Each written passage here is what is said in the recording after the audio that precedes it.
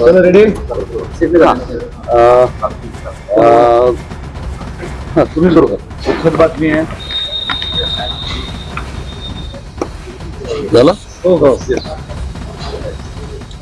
दादांचं आज विमान अपघातामध्ये जे दुर्दैवी मृत्यू झाला, खरं तर ही बातमी आताही मनाला पटत नाही.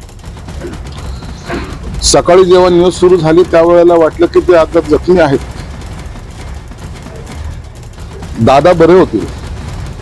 दादामध्ये एवढी हिंमत आहे, ते कोणत्याही संकटाला समोर जाण्याची ताकद त्यांच्यात आहे. दादा मला वाटतं ते बरे होते. गंभीर आहे इथपर्यंत ठीक होतं, परंतु दादा गेल्याची जेव्हा बातमी कळाली त्या टायमाला एक मोठा धक्का मलाच नाही तर महाराष्ट्राच्या प्रत्येक कार्यकर्त्याला, जनतेला बसलेला. हा एक असा नेता होता की ज्या नेत्याकडे पाहताना किंवा त्याच्याशी बोलताना, त्यांच्याशी वागताना एक आदरयुक्त भीती वाटायची. दादा आहेत, खऱ्या अर्थानं दादा हा शब्द त्यांच्यासाठी लागू होता. राजकारणामध्ये अनेक संकट त्यांच्यावर आली, परंतु ते कधी डगमगले नाही, कधी त्याची चिंताही केली नाही त्यांनी. मला काय करायचं, मला काय निर्णय घ्यायचा, ते बेधडकपणे घेत होते. कालच शेवटची माझी त्यांची भेट झाली. काल कॅबिनेटला ते होते. मंत्रिमंडळाच्या बैठकीमध्ये माझ्या शेजारी बसलेल्या 2 सहकाऱ्यांना मी बोललोय, अरे दादाची देहबोली आज काही बरी वाटत नाही. काय माहिती आज असा हा प्रसंग घडणार होता. कालचं दादाचं दर्शन आम्हाला झालं, ते थोडा चेहऱ्यावर त्यांचा हावभाव काही बरं वाटत नव्हता. कॅबिनेटमध्ये हसून खेळून बोलणारे अजित दादा किंवा एखाद्याची फिरकी घेणारे दादा काल शांतपणे बसलेले होते. 1-2 विषयाशी ते मध्ये थोडे बोलले.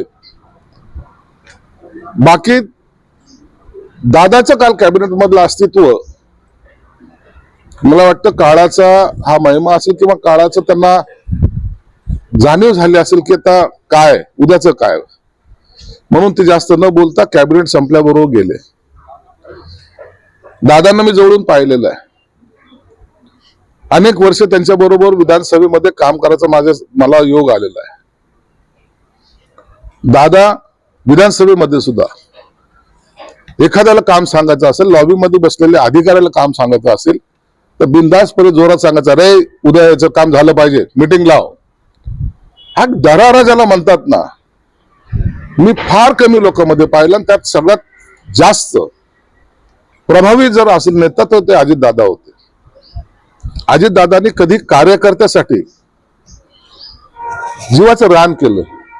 अहो साधं छोटं काम जरी असलं ना तर त्या माणसाने मी कोणत्या पदावर आहे याचा कधी गर्व नाही केला.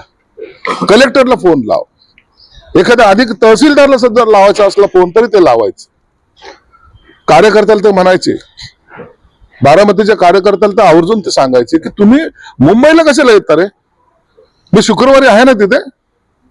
म्हणजे त्यांचा वार ठरलेला असायचा. तुमचा पैसा खर्च होता कामा नये, तुमचा वेळ वाया जाता कामा नये, वेळेला महत्व द्या. अनेक वेळेला तर असा प्रसंग आला की मी दादाकडे जायचो, दादा मला तुमची भेट हवी, थोडी 5 मिनिटाची मीटिंग करायची. मग सकाळी 6:30ला येतो का?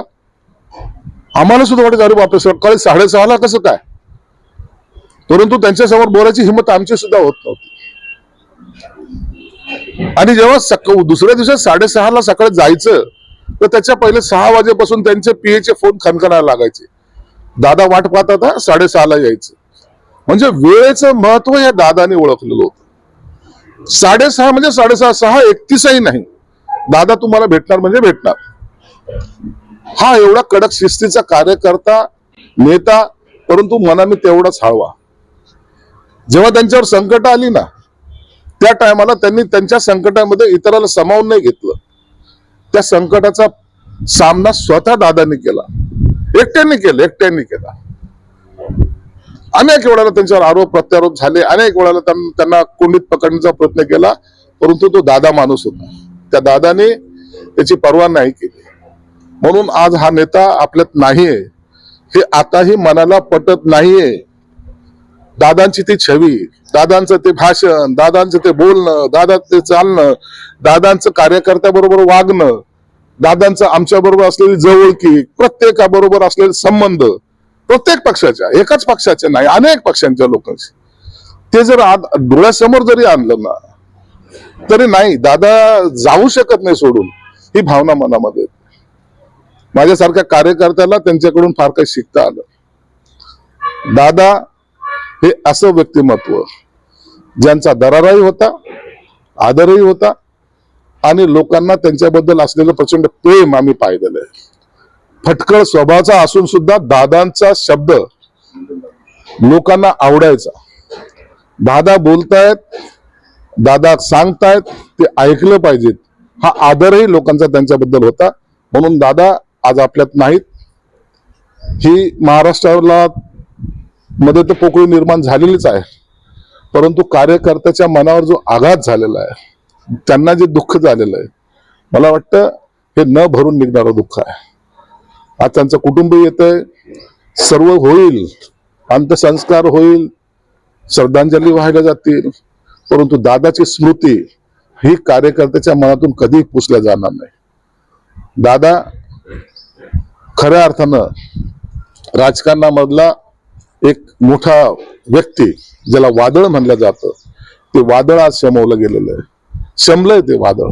म्हणून प्रत्येक कार्यकर्त्याच्या डोळ्यात पाणी आहे.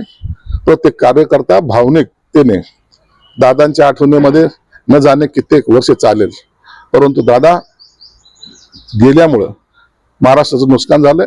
त्यांना मी माझ्या पक्षातर्फे, शिवसेनेतर्फे व माझ्या कुटुंबातर्फे आदरांजली वाहतो. ओके.